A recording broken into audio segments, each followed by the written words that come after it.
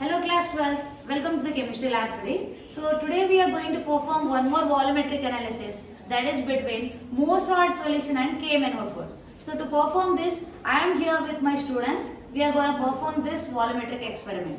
So to perform that, I require the basic materials like I need a burette and pipette, and I also require the solutions like KMnO4 and also Mohr salt solution, nothing but FeSO4, that is ferrous sulfate, and also I require 10 ml of H2SO4. So by using all these equipments and the solution, let us start how to do this. So the basic procedure is that we need to first wash this with the help of a water, burette, clean this burette with the help of a water and let it run down. Okay, then rinse this burette with the help of KMnO4. So add little amount of KMnO4 and rinse it thoroughly. So in the process like this, rolling away.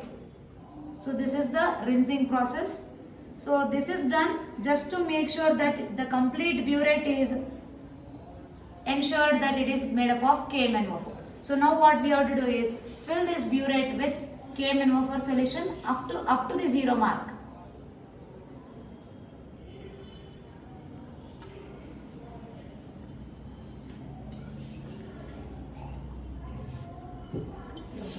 So if we are able to see any air bubbles, then let us run it down and we have to adjust it to a 0.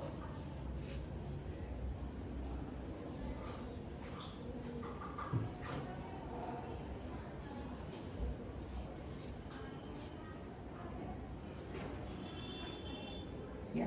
So now I have marked up to the 0 mark. So now let us fix it to this burette stand. So now what we have to do is, so we have to wash this pipette with the help of water. That is a simple procedure. This is a basic procedure.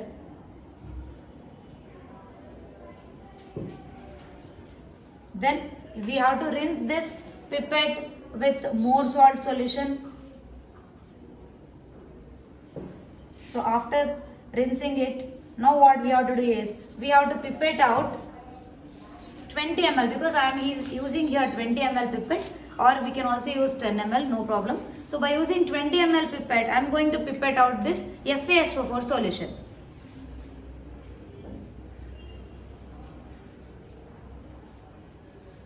So actually procedure is we need to close this with the help of an index finger, but I cannot use this. So I will be using this thumb finger.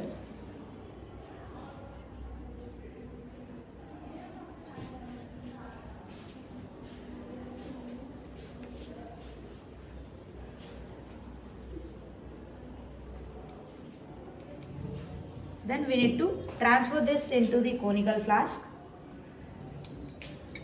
So when we are transferring into the conical flask, let the last point that you can see here, within the conical flask we have still 2-3 drops again. So what we have to do, we have to just thrice.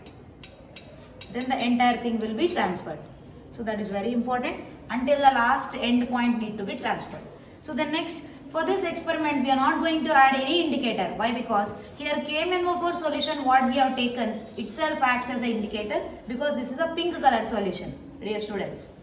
Okay, so now we have to add just 10 ml of H2SO4, that is dilute H2SO4, that already I have prepared it. By using a measuring jar, I am going to add 10 ml of H2SO4 solution into this conical flask where I have taken FeSO4 solution. Now we have to start doing this titration against the KMnO4. So make sure we have to make this arrangement that burette should not be too above or it should not be below, at this range. So when we are making, one more procedure is, when we are making this drop to be fall on this volumetric flask, make sure let the drop not to be wasted outside or inside to this wall. So it should be fall directly into the solution. Okay, so we have to use both hands simultaneously. Use your left hand for adjusting this and also right hand for holding this conical flask. Conical flask neck should be holded, not the bottom. We have to hold the neck of the conical flask and we have to start doing this procedure. Let it run drop by drop like this. So we can observe very clearly that very soon when the drop fall, it appears like the pink color, but very soon it disappears, right? So at one exact reading, we will get the complete solution as a pale pink. So we have to get the reading where the colorful, so this colorless solution will be turned into pale pink. So until that we have to do this titration. So let us see.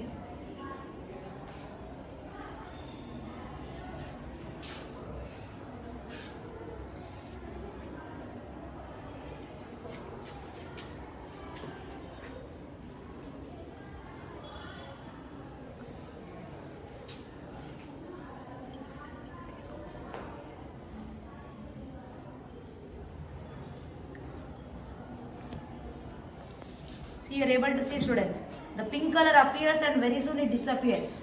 The next second it is disappearing. So at particular one reading, we will be able to get the pale pink color, that is a end point. So converting from colorless to the pale pink is the exact reading.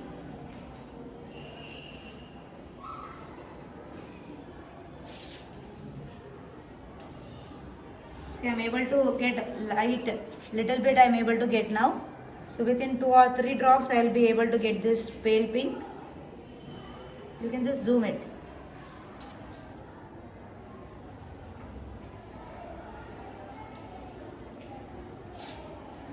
So one more drop, that's the end color. You are able to see this? Yes, this is the pale pink appearance which is converted from colorless. From the colorless solution to the pale pink, this is the appearance. This is the end point.